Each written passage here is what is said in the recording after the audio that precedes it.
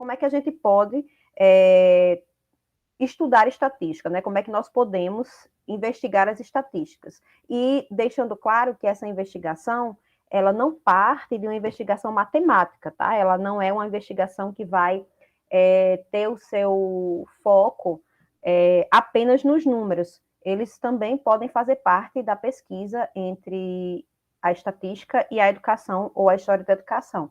Mas o foco da pesquisa entre estatística e educação, ou história da educação, ela tem um foco muito mais abrangente do que apenas a própria ciência estatística, né, que tem a sua apreensão mais nitidamente voltadas para os números, tá? Então, hoje a gente vai falar um pouco sobre isso, e eu espero, como eu já tinha dito, né, que a tarde seja de aprendizado e que a gente possa ter bons momentos aqui. Então, eu vou iniciar falando um pouco sobre como é o uso das estatísticas na atualidade, né? Isso é algo que eu acho bem importante nós colocarmos aqui, porque quando a gente vai ler algum artigo em educação, ou quando a gente vai ler, enfim, ver uma reportagem na TV, ou até na internet, nos meios de telecomunicações, nós geralmente, quando tem alguma estatística, essa estatística ela é dada como algo muito verdadeiro, muito real, né?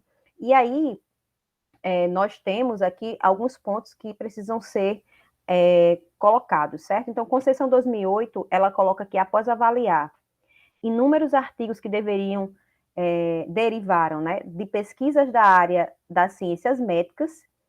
Boa tarde, Francisca. E aí ela coloca, né, explica que numerosos trabalhos científicos são publicados anualmente e, na sua maioria, usam estatísticas para referendar as suas conclusões. Então, ela coloca aqui que na área da medicina, em especial, né, na área das ciências médicas, ao falar sobre determinadas problemáticas, os trabalhos, os artigos escritos tratam sobre as estatísticas educacionais. E ele constatou, né, que há um excessivo peso dado aos cálculos estatísticos como fatores definitivos, provas irrefutáveis de conclusões discutíveis quando não equivocadas. Então, eu acho que a primeira coisa que o minicurso traz como algo que precisa ser visto por nós que somos educadores é sempre o de questionar os dados estatísticos. Nós temos, né, anualmente publicações do INEP, do MEC, sobre matrículas, desistência, a questão da evasão, a questão da idade, né, distorção idade-série, isso aí está posto na internet para quem quiser consultar. E aí, quando nós pegamos essas estatísticas, quando nós pegamos esses dados estatísticos colocado na internet, né, ou colocado em algum artigo, de forma mais acadêmica, em muitas vezes esses dados eles não são dados questionáveis. Nós não paramos para nos perguntar o porquê daquele número, como é que eles conseguiram chegar até esse movimento final da exposição desses números, né, dessa catalogação desses números. Então, esse é um primeiro movimento que eu trago como algo para refletir nesta tarde, que é quando estivermos lendo algo sobre educação que traga consigo dados estatísticos, enquanto educadores, nós precisamos não ter aquele dado como uma realidade total, certo? Esse é um primeiro ponto, que eu acho extremamente importante e salutar colocar aqui. Né? Nós não podemos tomar aqueles dados como que se eles fossem irrefutáveis, como se eles fossem uma verdade absoluta, certo? Essa foi a primeira coisa que eu aprendi, né, quando eu comecei a estudar estatística, certo? A ciência estatística e a educação, né? Que nós precisamos sempre estar atentos a esses números e às formas que esses números são produzidos até chegar à população, até chegar à massa, né? Então, essa é uma primeira informação, certo? Um segundo movimento que a gente precisa fazer é entender o que são essas estatísticas. Então, a gente tem o referencial teórico, que é muito utilizado nas ciências humanas, tá, de forma geral, para quando se estuda estatística. São autores franceses,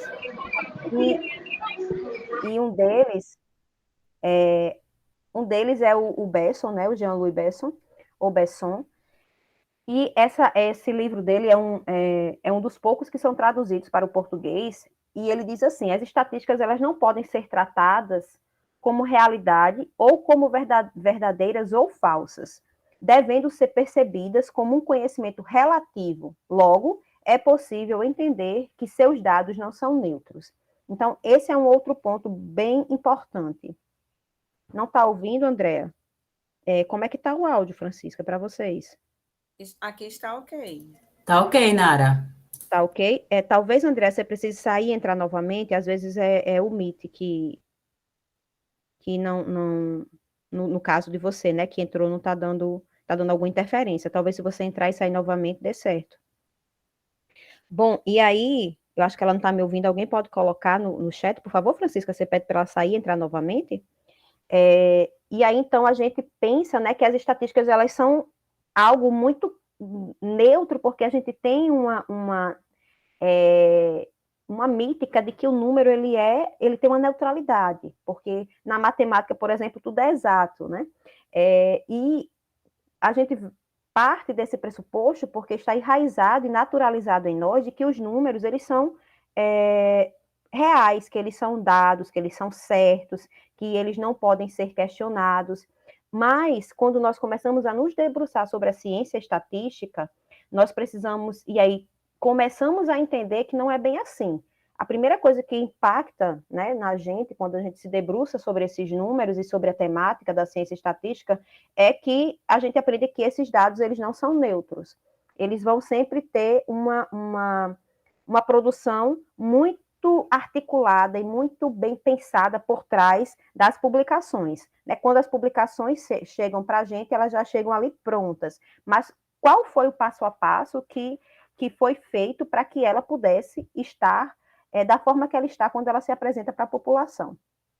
E um outro autor também, que é o Desourier, que também é francês, ele coloca que os usuários das estatísticas se apoiam nelas para definirem construções mais amplas, tanto para gerirem o mundo social,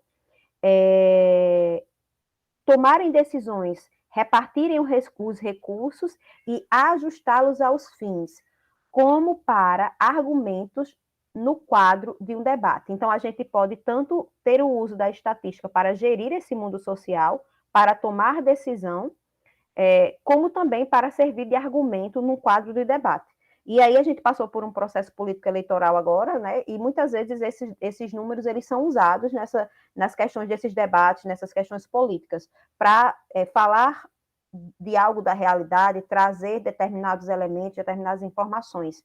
Mas uma outra informação que a gente precisa ter quando a gente vai pensar e estudar a ciência da estatística é entender que esses números eles são feitos e que eles podem sim servir para a construção de uma realidade social que não existe, para a realidade da política que não existe. Então, quando se usa os números, por um motivo muito claro, né, da naturalização da população em geral, de que esses números sempre estão corretos, porque são números matemáticos, e a ciência da matemática é uma ciência exata, e a ciência estatística também é uma ciência exata, então eles consumem esses números como se aquilo ali fosse totalmente verdadeiro. Tá? Então, o primeiro movimento que nós precisamos fazer quando vamos estudar estatística e educação é desmistificar isso, para nós mesmos que estamos nos debruçando sobre esse aspecto. Né? Parar para sempre desconfiar, né? Ter uma desconfiança do número, ter uma percepção de que aquele número ali, ele não é a realidade total, ele é um retrato da realidade, ele é uma percepção, ele é uma parte da realidade, ele não é a realidade em si, não é? Então, esse é um segundo ponto que eu acho extremamente importante colocar aqui, certo? E aí vejam que essa parte é bem introdutória, porque a gente precisa desmistificar alguns determinados conceitos, algumas determinadas ideias, para poder chegar, assim, literalmente no ponto do estudo da estatística da educação, tá? E aí o Bergson ainda coloca aqui, a estatística é de natureza estratégica. Isso ocorre porque a informação é resultado de objetivação, na qual a observação coloca o observador, que somos nós, ou quem está produzindo, como objeto. A observação se constitui numa relação de poder real ou simbólica, produtora de efeitos. Então, o que ele está colocando é que, como a estatística ela tem uma natureza estratégica, e ela é resultado de uma pesquisa, de uma objetificação, isso coloca o observador, né, que pode ser tanto quem produziu a informação como quem está consumindo a informação, como um objeto também dessa informação. Então, a pessoa que produz, ela também se torna um objeto daquela informação. E à medida que eu consumo isso que vem posto e pronto para mim, enquanto sociedade, eu também me torno um objeto dessa informação, certo? Então, a gente aí constitui uma relação de poder, uma relação simbólica de poder e produtora de efeitos. Porque, por exemplo, quando eu analiso as séries do INEP sobre as evasões escolares, aquilo ali tem uma produção de um efeito sobre a população, tem uma produção de um efeito sobre a política nacional para a educação, tem a produção de um efeito para a sociedade em si. Como é que essa sociedade consome essa informação? Como é que ela reage a essa informação, certo? Então, pensando nessa perspectiva, a gente, enquanto pesquisador da educação, precisamos compreender que a desconfiança do número, né, não dizendo que o número está mentindo, mas compreendendo que ele é uma parte da realidade, ou que ele é um retrato da realidade, é o primeiro pressuposto para que a gente não seja levado por esse discurso que está sendo posto nas séries estatísticas, certo? Nas informações, nas reportagens que nós assistimos ou lemos.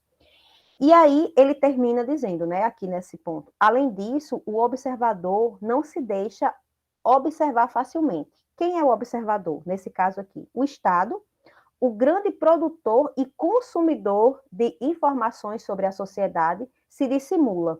O conhecimento estatístico sobre a administração é muito escasso. Ele diz assim, o que se produz, né, o conhecimento que se produz ainda não é suficiente para termos determinadas opiniões, ou sim, isso é totalmente eficiente para a gente ter determinadas opiniões. Então, quem é o maior produtor de estatística? É o próprio Estado. Então, é o próprio Estado quem gerencia o que vai ser publicado para a população. Então, por isso, mais uma vez, que o que chega para a gente não é neutro, não está dado de forma real, porque o Estado vai definir o que a gente vai consumir, o Estado vai definir o que nós teremos acesso e ao que nós também não teremos acesso, porque ao mesmo tempo que ele define o que vai ser falado, ele também define o que vai ser silenciado. Não é? Então, essa perspectiva precisa estar também muito clara. A gente consome parte do que é produzido. Nem tudo que foi produzido chega até a população, que somos nós, não é? Então, quando a gente enquanto pesquisador, tem esse olhar, nós também podemos nos questionar que dado foi esse que está posto. Porque esse dado chegou até a população e outro não. Qual o interesse desse produtor de estatística, que é o próprio Estado, né, para que ele compartilhasse apenas essa informação ou não outra, tá? Então, isso é algo que precisa ser refletido por quem está pesquisando estatística ou por quem está interessado em iniciar, né, o estudo entre estatística e educação, ou de forma mais afunilada, estatística e história da educação, certo?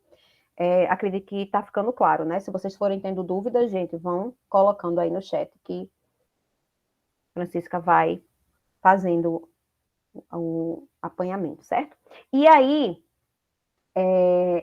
quando a gente pega estatística, existem várias formas de produção estatística. Uma delas é o recenseamento, né, que é o censo geral, por exemplo, que nós temos feito pelo IBGE, né, anualmente.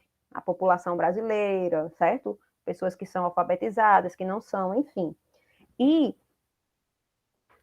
temos também que ter em mente que, enquanto mais ampla essa pesquisa mais difícil é de nós compreendermos, enquanto pessoas que consomem esses números, esse tipo de pesquisa, ao mesmo tempo que ela também vai ser difícil de ser produzida, porque a quantidade de informação que a pessoa que está fazendo, né, o recenseamento precisa ter é muito grande.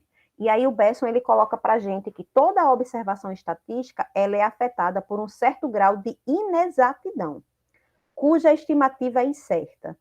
No caso do recenseamento, o autor ainda acrescenta que ele é exaustivo, independente de qual setor se refira, população, agricultura, indústria, Por isso, não pode nem ser frequente nem detalhado. E aí eu trago o recenseamento, porque o recenseamento ele é algo que é feito na educação anualmente, né? Que é pegar o que as escolas estão produzindo, o número de afastados, de evasão, as pessoas, os desistentes, os matriculados, né? Os números de reprovados, de aprovados, e isso é um recenseamento. Então, imagine um país do tamanho do Brasil dar conta de todos esses dados a nível municipal, estadual, do Distrito Federal e da União, escolas privadas e escolas públicas. Não é? É muito, muito mesmo, muito grande esse tipo de pesquisa, né? De construção de dados. Então, a gente vai percebendo que nesse movimento existem escolhas, tá? E aí, um ponto-chave de quando a gente vai pesquisar as estatísticas é que elas são precisas, mas não são exatas. Elas são precisas. Toda a produção estatística que nós temos no nosso país, ou em qualquer outro país do mundo, que não seja uma ditadura, né, que fique claro isso, porque isso também precisa ficar claro, as ditaduras elas tendem a não trazer estatísticas precisas ou minimamente que falem da sua realidade da forma que ela é. Quando nós estamos falando de estatísticas, nós precisamos entender que elas são precisas, mas elas não são exatas, tá? Porque a gente não tem a exatidão desse todo que é complexo, desse todo que é grande, desse todo que é, no caso do Brasil, né, enorme, como recenseamento do IBGE ou como recenseamento do MEC e do INEP, tratando, por exemplo, da questão da educação. Então, acho que esses pontos são os pontos principais que nós temos aqui, certo? Já já eu vou passar para a leitura dos comentários que vocês estão colocando aí no chat. Eu vi já algumas aqui. Então, essa primeira parte é isso, né? Pensar que as estatísticas, elas não são neutras, compreender que as estatísticas são precisas, mas elas não são exatas, entender que a estatística ela é um retrato da realidade, ela não é a própria realidade, certo? Porque como ela é precisa, mas não é exata, então ela não tem como ser a própria realidade, tá? Esse é um dos primeiros pontos. E aí a gente vai para as demandas da administração, que é isso que eu já venho pondo aqui para vocês, que a gente já vem falando aí durante esses minutos de apresentação. Conforme explica o Besson, as informações produzidas respondem, em primeiro lugar, às demandas da administração para, em seguida, ser colocadas à disposição dos seus cidadãos. Isso aqui é um ponto-chave, né? Então, o que aquela administração ela quer? Então, isso também faz muito sentido que a gente pense que o que um tipo de governo precisa e quer dos dados estatísticos não é a mesma informação, ou não serão as mesmas informações que um outro tipo de governo requer. Então, existe aí também não é uma manipulação, mas uma mudança de característica e de perspectiva de acordo com cada governo e de acordo com cada política nacional de cada país, certo? Porque a gente não tem como pensar que todos os dados estatísticos vão estar da mesma forma para todas as nações, para todos os estados-nações ou para todos os governantes, sendo que cada um desses governantes, né, inclusive nos mesmos países, né, se a gente pensar no Brasil, cada governo que já passou pelo Brasil, ele vai ter um objetivo, ele vai ter uma característica, e isso também vai fazer com que essa demanda acerca dos dados estatísticos, elas se modifiquem, tá? E aí a questão da fotografia, como eu disse para vocês, né? A fotografia das estatísticas funciona de uma forma estranha, como um objeto de família existente. Os que estão em primeiro plano, os que se escondem e os que desaparecem. Quando a gente vê um dado, né? Uma sinopse estatística, um livro sobre estatística, uma reportagem sobre estatística, nós temos que ter em mente que aquilo ali é uma fotografia do todo. E quando a gente tem uma fotografia da família, isso inclusive é uma paráfrase, né, do Besson, quando a gente tem uma fotografia da família, vai ter aqueles que vão ficar em primeiro plano, aqueles que vão se esconder na fotografia, vão estar ali, mas a gente vai ver só um pedacinho daquela pessoa, aparece às vezes só o cabelo, às vezes só a cabecinha, né?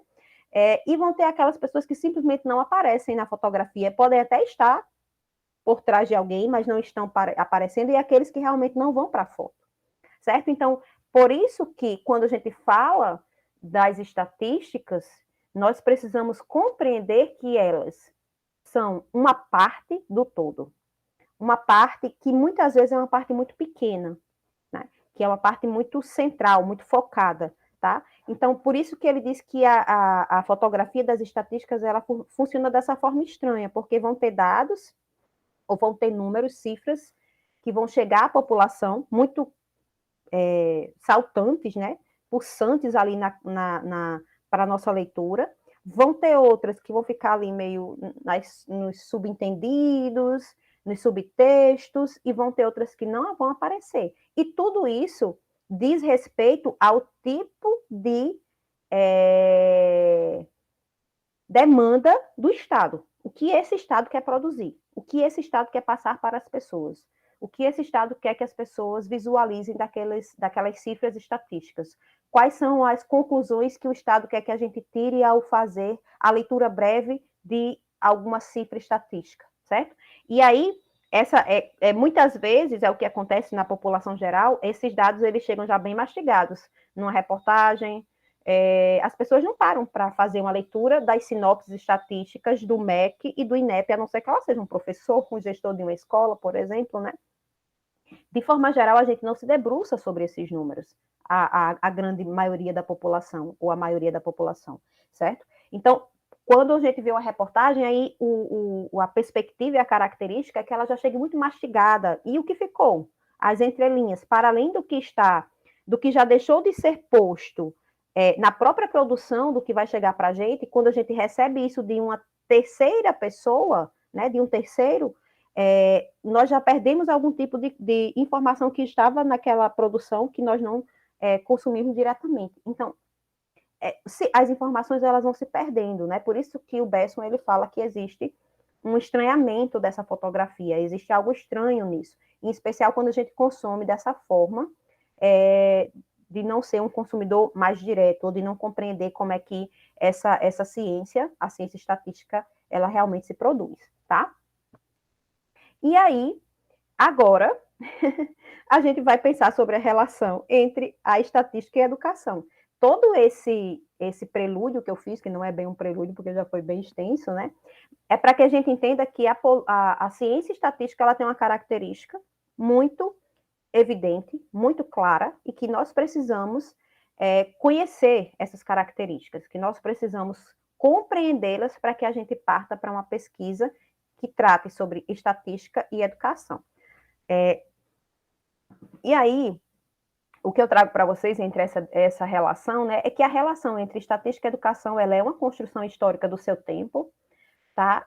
Para que a gente tivesse as estatísticas, por exemplo, dentro do MEC, não foi algo dado instantaneamente, né? O MEC ele foi criado em 1931, era o MES, na época, Ministério da Educação e Saúde, só em 1937 que passa a ser o MEC, mas nesse momento a gente não tinha as estatísticas de forma dada no MEC. Aí o MEC já surgiu e esse movimento sobre a quantidade de matrículas, de evasão, de aprovados, reprovados, isso aí já estava posto no MEC. Não, ao contrário disso.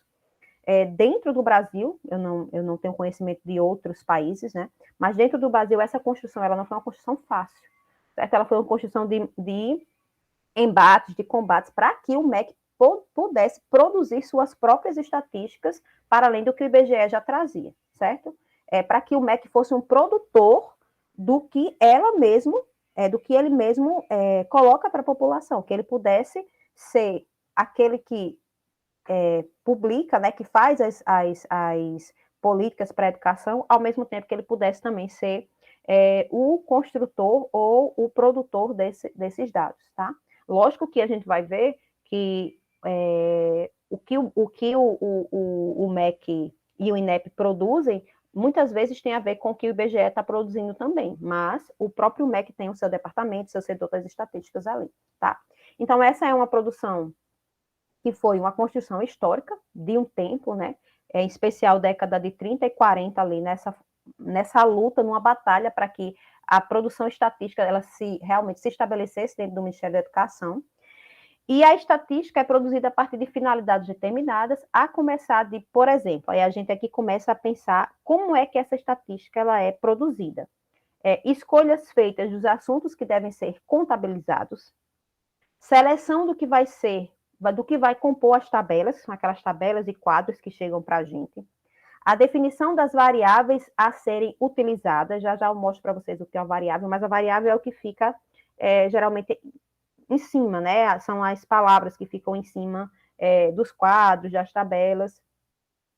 Então, dessa forma, se torna um saber utilizado pelo Estado para justificar suas decisões e ações, para mantê-lo, para se reforçarem reciprocamente. Então, tanto as estatísticas quanto o Estado, elas têm essa característica desse auto-reforço recíproco, certo? Elas se retroalimentam o tempo todo. E outro ponto que foi o meu foco na pesquisa, né, que é a questão dos discursos sobre as estatísticas, ou das estatísticas enquanto discurso. Os números de nada valem sem um discurso que lhes confira significado.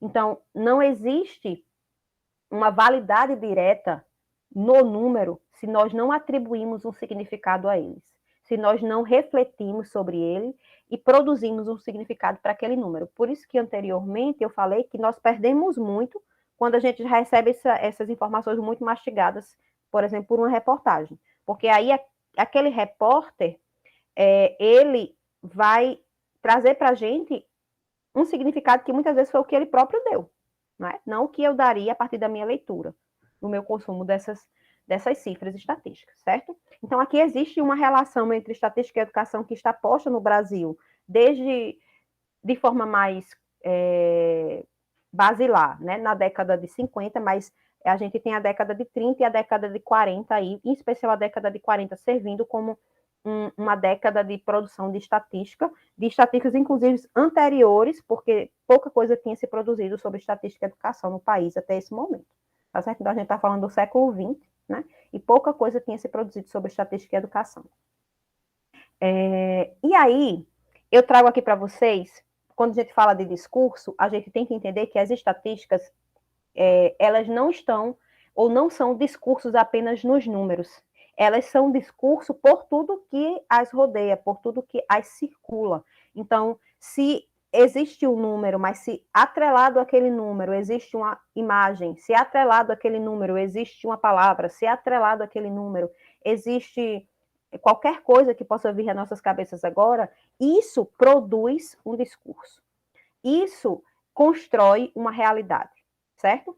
E aqui é um cartaz do censo de 1960, 61, e esse censo, eles querendo produzir, né, um censo com uma grande quantidade de informações, eles fazem esse cartaz, desculpem, e divulgam em jornais, é divulgado nas rádios, em jornais impressos da época, né? É divulgado nas rádios, é divulgado nas televisões, certo?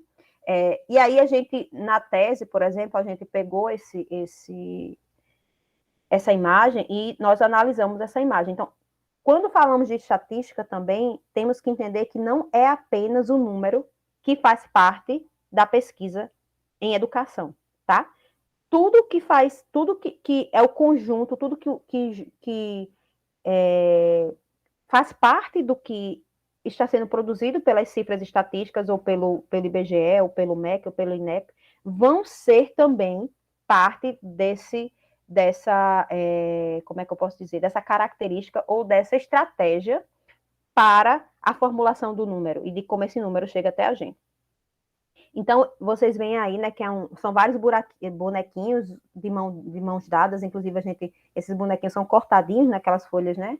Alguns aqui devem saber fazer, nas folhas de papel ofício, e aí eles estão todos de mãos dadas, de mãos dadas, né? E no cartaz existe assim, essa pergunta: quantas estão sem escola? Aí uma interrogação bem grande. Ajude o censo escolar. Quantas crianças estão sem escola? Isso na década de 60. Ajude o censo escolar. o governo, ele tinha uma noção de quantas crianças estavam, né, sem escola, quantas crianças e adolescentes estavam sem escola. Mas ele joga aqui para a gente que ele tem pouca informação sobre isso. E a gente sabe que na década de 40, na década de 50, foram feitas algumas pesquisas que davam para o governo uma base desse número, não é?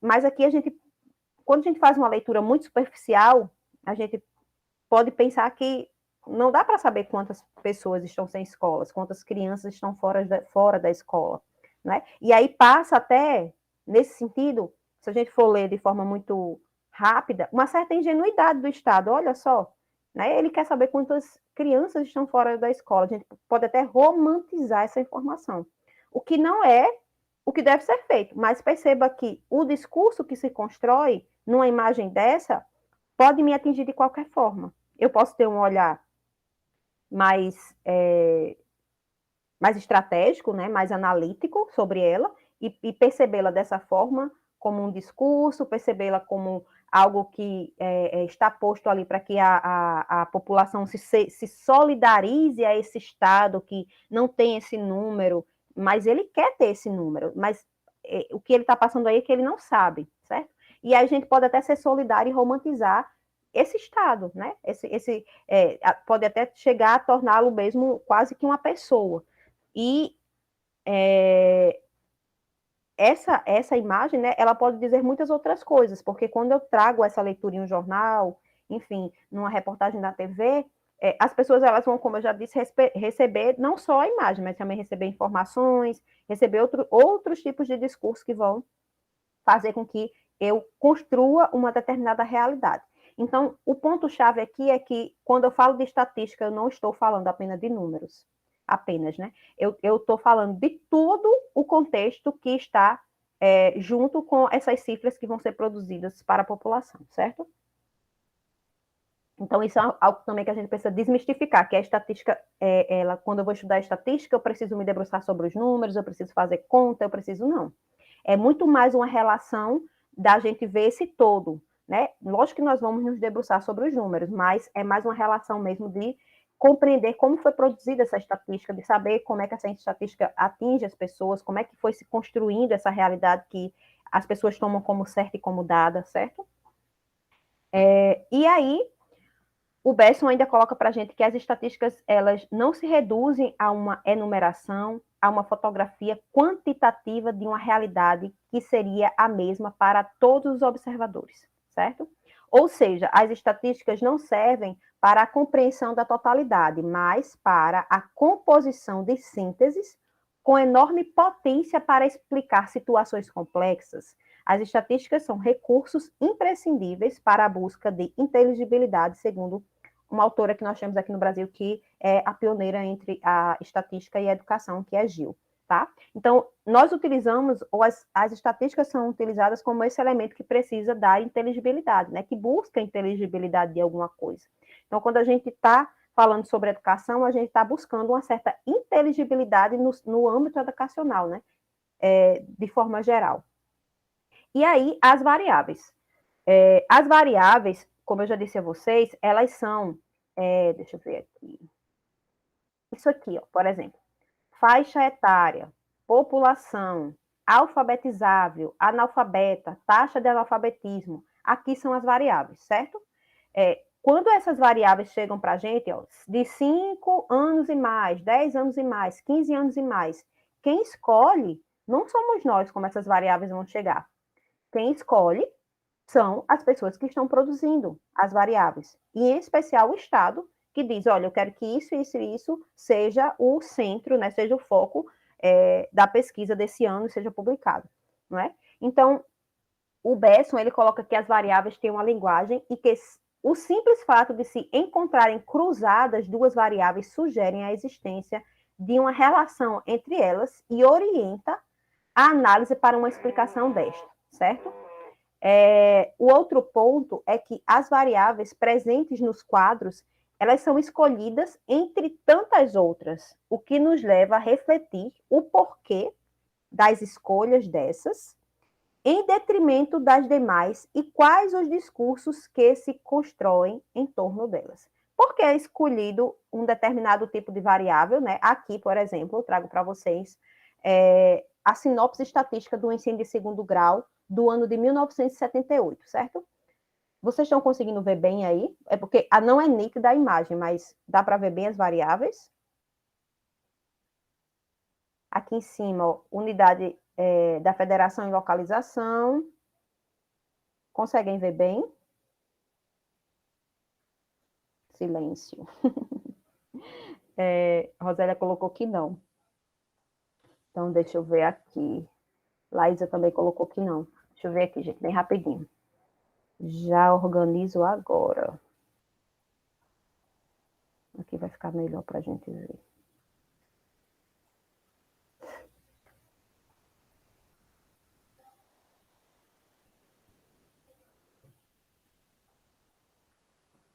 Essa imagem, ela realmente não é nítida, tá? Ela é a imagem que eu utilizei na pesquisa, ela me deu muito trabalho, muito mesmo, para compreendê-la. Mas acho que agora ficou um pouco melhor. Deixa eu aparecer para vocês aí. Tá inteira agora na tela. Ela não vai ser nítida, porque ela realmente não é nítida. Essa impressão desse livro, que é um livro sinopse da década de 70, ele realmente é muito ruim, tá? Inclusive, eu trago essa fonte na minha tese para mostrar isso, né? Que, às vezes, a gente não consegue nem fazer a leitura dos dados estatísticos ou das estatísticas, porque, no caso, em destaque, você não consegue mesmo, é bem difícil. Mas eu vou aqui com vocês fazer algumas observações. Bom, o que é que esse quadro nos traz? Ele traz a parte administrativa, o sexo, segundo as unidades da federação e localização, do ano de 1978, dos alunos matriculados até 30/4, certo? Por dependência administrativa. Então, aqui não tem todos, não estão todos aqui, porque se eu fosse colocar a imagem toda aí, é que nem ia ficar nítida mesmo. A gente tem o estado de Rondônia, Acre, Amazonas, Roraima, Pará, Amapá, Maranhão, Piauí, Ceará, Rio Grande do Norte, Paraíba, Pernambuco, Alagoas, Sergipe, Bahia, Minas Gerais, e aqui no final o Espírito Santo já não dá nem para a gente ver, certo? Aqui é o total geral, ó. O total, o todo que estava matriculado, ó. Aqui tem o nome, vale, passei sem querer. Aqui tem o nome rural e o total, certo? Então, o total de pessoas matriculadas em Rondônia foi de 3.335, certo? O total de pessoas matriculadas no Acre no ano de 1978, 3.049. O total de pessoas matriculadas no Amazonas, 26.684. Aí eu vou para o Rio Grande do Norte aqui, né, que é o nosso estado. No ano de 1978, nós tivemos 33.402 matriculados, certo? Isso no ensino de segundo grau, que é o atual ensino médio. Aqui nós temos a variável chamada feminino, certo? Aí aqui nós temos a variável federal, que eram das escolas federais, total e feminino, a variável estadual, que era das escolas estaduais, total e feminino, municipal e particular, certo? Então, quando a gente fala das variáveis, a gente está falando desses termos que são pré-escolhidos, tá? Para que a gente consuma eles, mas poderia aí ter tantos outros termos aí aplicados, né? Feminino, masculino, podia ter idade. Ali tem, vocês verem, né? Tem o total e tem o rural. Poderia, inclusive, ter por bairro, por cidade, certo? Então, assim, a infinidade de possibilidades dessas variáveis são inúmeras. Mas o Estado é quem define o que a gente vai consumir, certo? E, especificamente nessa situação aqui, nós temos só para vocês verem como é que é delicada quando a gente vai começar a fazer as análises. Nós temos uma informação que diz que são os alunos matriculados em 30/4 do ano de 1978 por dependência administrativa e sexo, segundo as unidades da federação e localização, né? As unidades da federação são essas aqui, Rondônia, Acre, na realidade, e as dependências administrativas, tá? Então, quando a gente vai para ver aqui, o sexo não traz o sexo masculino e feminino. Eles só trazem o feminino. A gente não tem aí a informação do masculino, mas eles dizem para a gente, lá em cima, que o quadro vai ser apresentado por dependência administrativa, sexo e das unidades da federação. Só que quando a gente fala de sexo, eles estão falando apenas e só do gênero feminino. Eles não trazem o gênero masculino. Isso, quando a gente começa a nos debruçar, né, que a gente começa a pesquisar a estatística na educação, nós temos que refletir o porquê que o masculino não foi posto.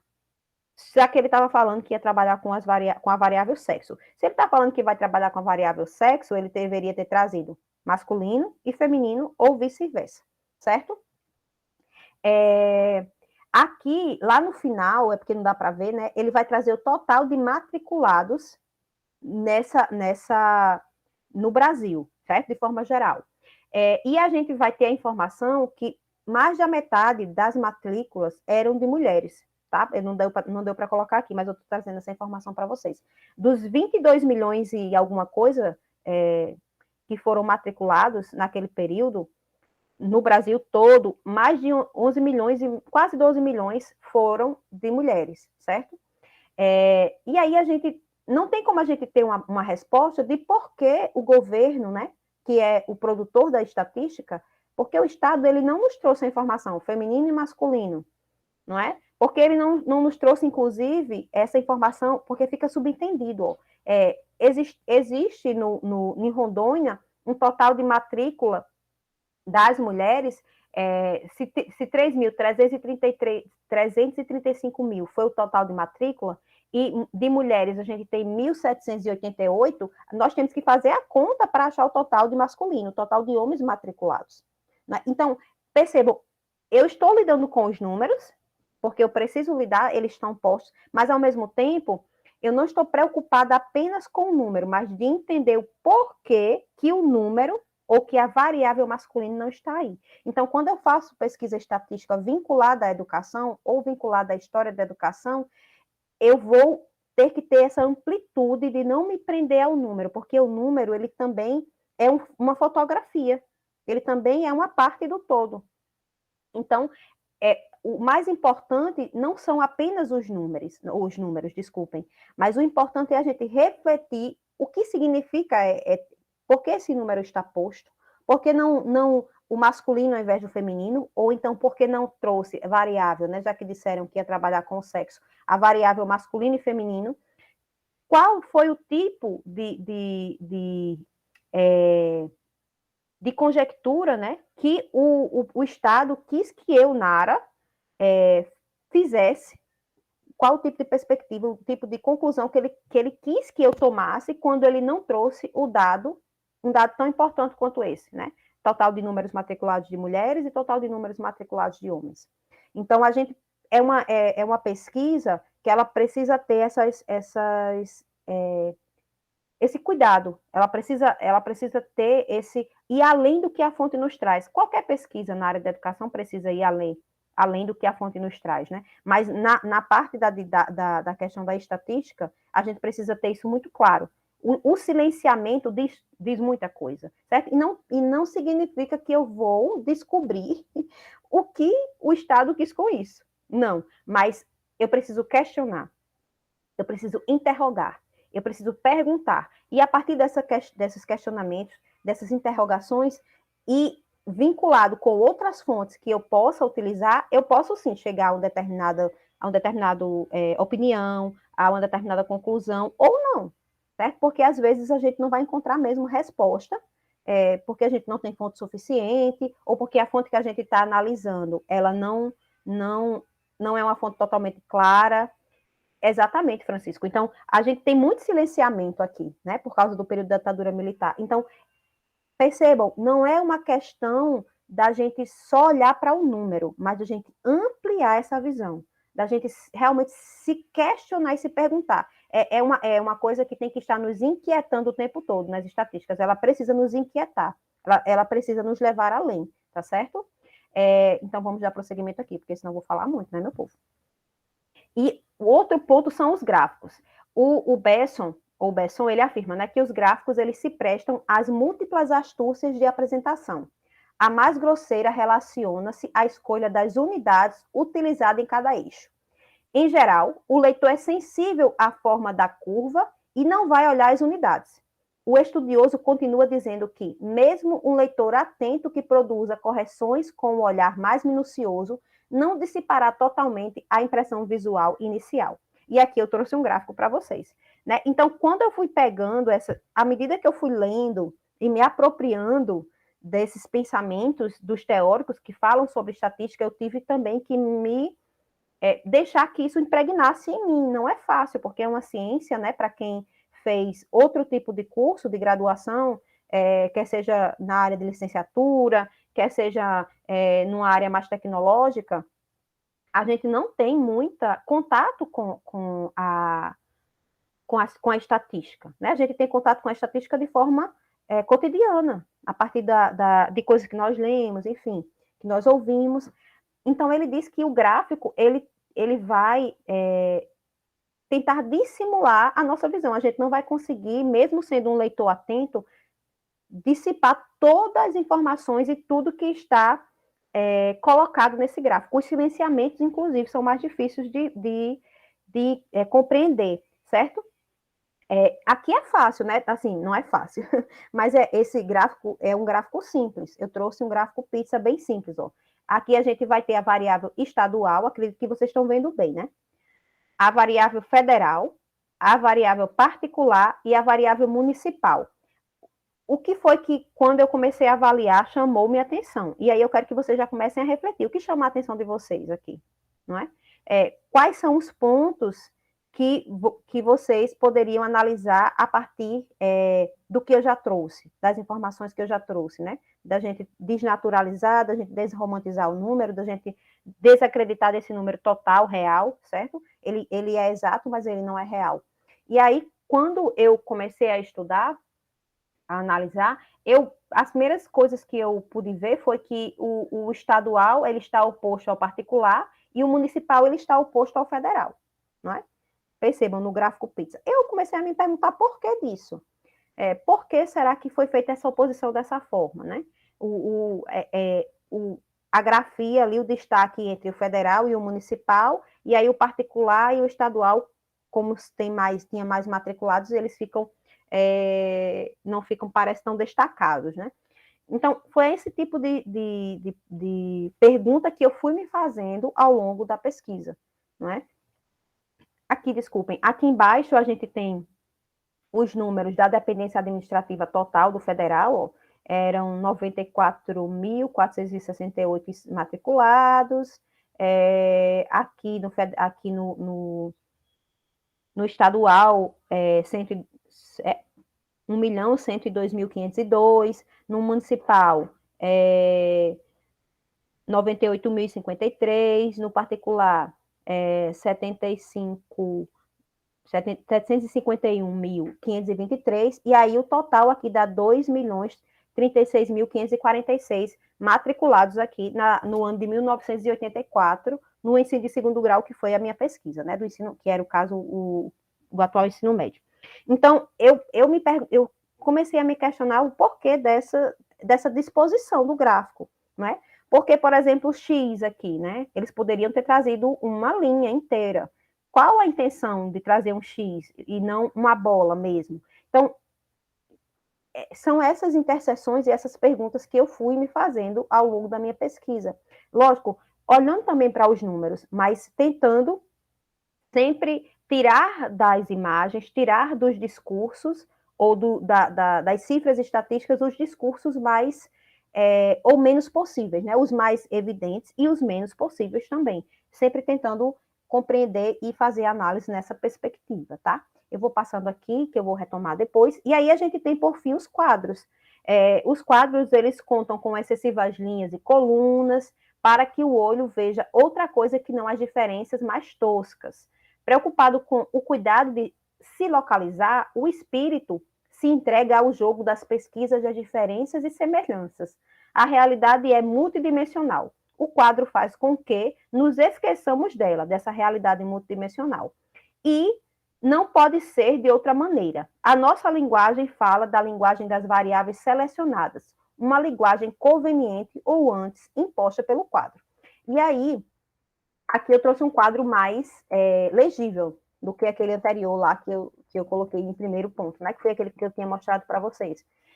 Faixa etária, alfabetização, os analfabetos, a taxa de analfabetismo, e aqui é a evolução da taxa de analfabetismo da população brasileira, certo? Esse quadro, ele é da década de 80, tá? E aí ele vai colocar 5 anos e mais, 10 anos e mais, 15 anos e mais. Pensando que o ensino de segundo grau, ele ainda não era obrigatório, né? O ensino médio, ele ainda não era obrigatório, então o que era obrigatório era o ensino fundamental, que era o primeiro grau. Então, por isso que só vai até 15 anos e mais, tá certo? Aí, não, a taxa de analfabetismo aí, ela vai pegar os analfabetos com 15 anos e mais de forma geral, certo? E aí ele vai trazendo aqui, ó, a década o ano de 70, o ano de 79, certo? E aqui 1981, que foi uma estimativa da taxa de analfabetismo. Isso também é uma característica desse momento. A maioria dos livros sinopses, que são livros que trazem as estatísticas, ou até mesmo desses quadros esse quadro eu retirei da mensagem presidencial ao Congresso Nacional do ano de 1980, eles trazem muita estimativa. E aí, o discurso em cima dessas estimativas era muito interessante, né? Porque eles já traziam cifras muito positivas de crescimento, de aumento ou diminuição, nesse caso, de analfabetismo, do aumento de matrículas, do aumento de financiamento para a educação. Essas palavras positivas estavam o tempo todo nesses discursos sobre as estatísticas. Então, sempre trazendo muita positividade. E aí, isso foi algo que eu identifiquei também na minha pesquisa. O quanto que o Estado, quando ele vai fazer uso das cifras estatísticas, ele tende, pelo menos nesse momento, né, a ser um vendedor de algo muito benéfico para a população, de algo muito positivo, de algo que sempre está dando certo, certo? Então, aí, esse movimento. Então, assim, percebam, eu vou para os números, mas eu também vou para pensar a perspectiva do todo, né? E é algo que essa relação entre estatística e educação precisa ser feita. A gente sempre sair desse quadrado. É como o Besson diz, a gente não pode, né, na realidade não é nem não precisa, a gente não pode ficar preso às cifras, porque elas vão fazer com que a gente apenas olhe as diferenças, as antagonias, né? E aí a gente perde o resto. E muitas vezes, ou na maioria das vezes, o resto, né, o que não está aqui evidente, é o mais importante, certo? E aí eu vou passando aqui. Aqui é um outro quadro, eu vou deixar ele aqui guardadinho, e vocês vão entender por quê. E aqui eu trago uma última imagem, que é a imagem de um quadro de um livro estatístico de 1980, certo? Ele coloca alunos matriculados, não matriculados por região do Brasil. E aí, a única coisa que esse quadro traz é isso aqui. Antes dele, tem um quadro com os números, tá? Mas nesse livro em específico, que é esse livro de 1980, eles colocavam um quadro, tipo esse aqui, por exemplo, tá? E aí, em seguida, eles repetiam essa informação de diversas maneiras gráficas. E uma dessas imagens, nesse livro de 1980, foi esse mapa do Brasil, que eu achei muito interessante na época, porque, na época que eu estava fazendo a pesquisa, né? Porque é um gráfico que não tem número. E aí, eu achei interessante trazer ele para cá, porque para a gente perceber que a estatística, ela também não é produzida só com números. Quando se quer vender uma informação, eu posso fazer com que ela seja consumida na ciência estatística de diversas formas, não é? E isso influencia, a Rogério colocou aqui, né? Influencia o leitor, essas diversas maneiras de passar essas cifras estatísticas. Vou só abrir aqui um pouquinho minha janela. Ela influencia a forma que a gente vai consumir essa informação, ela influencia a forma que a gente vai ler essa informação. Então, aqui eu trago para vocês um exemplo de um dado estatístico que não tem número, certo? Se produzir uma estatística, e a partir dessa produção, desse todo, das cifras estatísticas, eles produziram aqui esse gráfico com o mapa do Brasil, não é? Desculpem, por região. Aqui no branco é o não matriculados, e aqui nas linhazinhas, são os matriculados, né? É o que eles chamaram de diagrama, tá certo? E o que me interessou nesse mapa, o que chamou minha atenção, é porque tudo é tão parecido, né? Todas as regiões com a mesma cor, o sul, o sudeste, né? O nordeste e o norte, tudo com a mesma cor, a mesma coisa, o país é um só. Não existe diferença entre o sul, né, ou o sudeste e o nordeste, ou entre o norte e o centro-oeste, não existe diferença. As regiões, elas são muito parecidas. Aí, ó, existe uma neutralidade nessa imagem, que é muito interessante a gente perceber, né? Existe uma neutralidade intencional, certo? Para que nós não possamos ou não tenhamos a perspicácia ou a possibilidade de pensar que o Brasil ele era diferente nas suas diversas regiões. O que nos mostra, inclusive, pelo número de matriculados e não matriculados, né? E outro ponto extremamente importante aqui é que ele chama as pessoas que estavam fora da escola, ó, alunos matriculados e alunos não matriculados de alunos. Quem estava fora da escola também era chamado de aluno. Perceba que tipo de discurso se constrói com uma variável dessa, não é? Eu chamo quem é matriculado de aluno, mas eu também chamo os não matriculados de aluno. As pessoas que não estão dentro da escola não são alunos, né? Você só é aluno se você está matriculado, oficialmente matriculado. Então, a forma que é produzido a estatística diz muito sobre o tempo histórico no qual ela está posta, diz muito sobre o tipo de Estado que nós vivenciamos, diz muito sobre as características políticas, econômicas e sociais desse país. Então, diz muito sobre a educação, certo? Por isso que é tão importante, enquanto educador, a gente ter em mente que a gente não pode consumir esse dado como algo totalmente verdadeiro, totalmente real, certo? E aí eu trouxe para vocês algumas pesquisas no doutoramento, só para vocês terem conhecimento, que é muito pouco, né, o que se tem feito sobre estatística na área da educação, de forma geral, mas em história da educação isso se torna ainda mais limitado. A gente tem a tese de Natália Gil, que foi a pioneira, certo? Ela é a principal pesquisadora sobre estatística e educação no país, ela é da Universidade Federal do Rio Grande do Sul, inclusive ela teve na minha banca, né, de doutorado, e ela escreveu a tese A Dimensão da Educação Nacional, um estudo sócio-histórico sobre as estatísticas oficiais da escola brasileira. Ela fez um levantamento de como é que a estatística foi se institucionalizando dentro da educação, né? Como é que a ciência estatística ela foi se institucionalizando dentro do MEC, dentro do INEP, e ela foi fazendo esse levantamento. A tese dela é enorme, certo?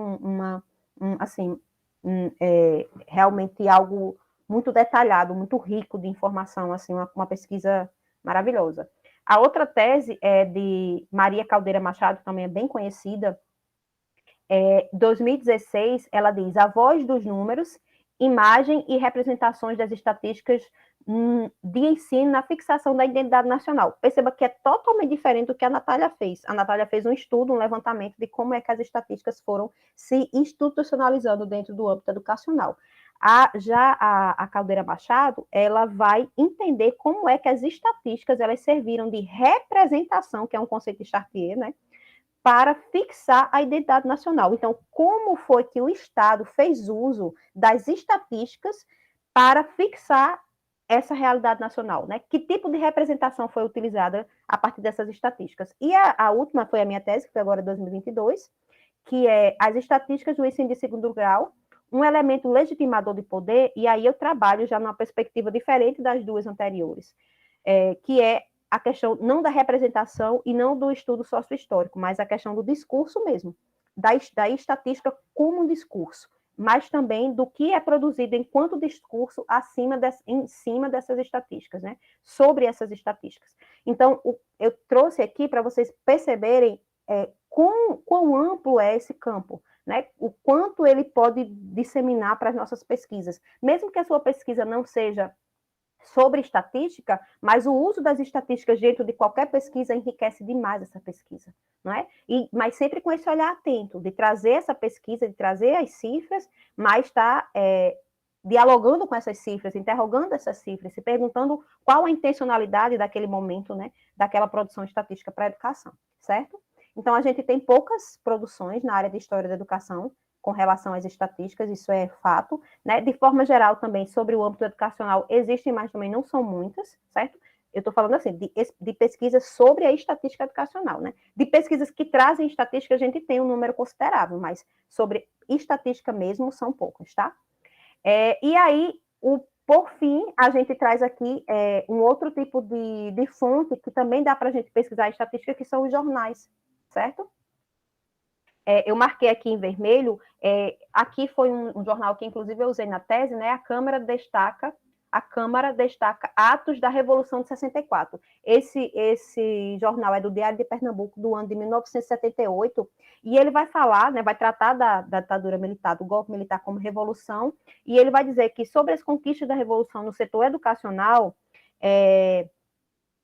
disse o orador que o problema do ensino mereceu dos dirigentes revolucionários especial ênfase, mesmo porque, como afirmou Adilson de Barros, não há milagres de desenvolvimento sem educação. E comprova essa máxima com o exemplo do Japão, onde o mestre-escola foi o grande propulsor do congresso daquele país na fase do pós-guerra. Horace Mann, por sua vez, declara que em nossa pátria e em nossos tempos não merece o nome de estadista aquele que, em todos os planos administrativos, não inclui aquele que dê melhor ao povo uma educação modelar, certo? E aqui, no segundo quadro, o quadro à direita de vocês, ele diz o seguinte: então, o que ele está falando aqui é sobre educação, certo? Aí ele diz: agora, porém, no segundo quadro, assinalou, as estatísticas educacionais atestam o desenvolvimento do país neste importante setor. Em nosso estado, por exemplo, que é no estado de Pernambuco, verificou-se que em 1975 o sistema escolar atendia a cerca de 1.200.000 educandos no ensino formal, no formal de primeiro grau, certo? E 75 mil no de segundo grau. Além aí tem uma palavra que foi comida aí, no ensino superior, sim, de 170 mil no ensino superior e na educação pré-escolar. Isso tudo representou um aumento de 34% em relação ao primeiro grau e mais de 50% com referência ao segundo grau, tomando-se por base as matrículas dos últimos 5 anos. Então, perceba, essa informação estatística aí, a gente já recebe ela mastigada, não é? A gente já recebe ela com o olhar e com a leitura desse outro autor, que inclusive usa as estatísticas para referendar o que ele chama de Revolução de 64. E quanto o Estado ganhou com essa revolução? O quanto as matrículas aumentaram a partir da Revolução de 64? Aí é a comemoração dos 15 anos da Revolução, certo? Esse jornal, ele foi feito em comemoração aos 15 anos da Revolução de 64, como ele mesmo diz, né? No caso do golpe militar. Então, a quantidade de fontes, e aí eu trago para vocês essa diversidade aqui, para que a gente entenda também que existe uma gama enorme de fontes que eu posso utilizar para fazer pesquisa em estatística e educação. Não precisa só apenas ser os livros sínteses ou os livros sinopses, tá? Eu posso aí ampliar o meu campo de visão, o meu campo de análise para inúmeras fontes, inclusive em diálogo, certo? E eu ia falar sobre isso aqui, mas já está bem adiantado o tempo, mas é só para vocês terem noção que ao longo da minha pesquisa, eu, lógico, fui me apoderando dos números, né? Falando sobre eles, mas a minha intenção não era os números em si, mas saber como que o governo utilizava das estatísticas para fazer essa legitimação de poder. Então, eu peguei todos os livros sinopses aqui, um quadro que tem na minha tese das variáveis ou das temáticas que se repetiam ao longo dos livros sinopses, que foram produzidos entre 71 e 85, que é o período da minha pesquisa, certo? Que é 71 porque foi a promulgação da Lei 5.692 de 71, que estabeleceu o ensino de segundo grau, né, a profissionalização compulsória e obrigatória no Brasil, e até 85, porque foi o final da ditadura militar, quando se finaliza ali a ditadura militar. Então, a gente conseguiu ver que existiam algumas temáticas e algumas variáveis que se repetiam, certo? Mais do que variáveis se repetiam as temáticas. E quais foram elas, né, que nós pudemos identificar? A variável matrícula, ou a temática matrícula, a temática corpo docente, a temática reprovação, repetência e evasão, a temática aprovação, a temática estabelecimento e a outra temática que nós identificamos em 2 livros sinopses foi curso ou habilitação profissional. Então, isso aqui foram as variáveis, né, que estavam preocupando as temáticas, e aí dentro dessas temáticas tem as variáveis aqui, que eu não vou ler para vocês, porque vai demorar muito tempo, mas aqui estão as variáveis, essas daqui dentro dos quadrinhos são as variáveis. Mas foram as temáticas que preocupavam o governo nesse período. Não é? E aí a gente vai fazendo essa relação ao longo da pesquisa, se perguntando o porquê dessas temáticas e não outras, o porquê dessas variáveis e não outras, tá? E aí, por fim, nós trazemos aqui as nossas referências, que foram utilizadas na tarde de hoje, né, em especial o Besson, o Desarroyer e a Natália Gil, e teve Conceição, peço desculpa que eu esqueci de colocar aqui, que foi o autor que eu utilizei logo no primeiro momento da palestra, tá, do mini curso. Agora, eu abro para as perguntas, e em seguida a gente vai fazer um pequeno exercíciozinho para que vocês me tragam perspectivas sobre o que é que ficou da explanação de hoje para vocês, né? Quais foram os aprendizados da data de hoje, da tarde de hoje, certo? Então, mais uma vez, eu agradeço a audição de todos. Muito obrigada por estarem aqui comigo, né? E no COISME.